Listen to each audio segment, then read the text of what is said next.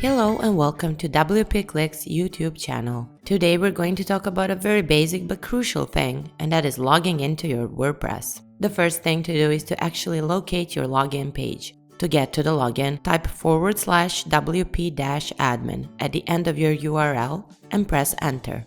This will take you directly to the login page, where you will be prompted to type in your username and password.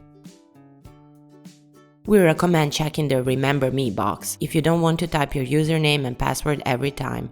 Leave the box unchecked if you're on a shared computer and don't want your credentials to be remembered. If you would rather avoid the hassle of having to remember your login link every time, you can always bookmark the page in your browser. Another thing you can do is to add the WordPress login link to your website menu, footer, or sidebar.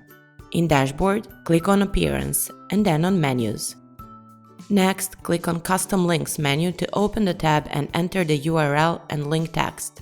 Complete the action by clicking on Add to Menu. Don't forget to click on the Save Menu button at the bottom right of the page. Go back to your website and make sure the login link is right there in the menu.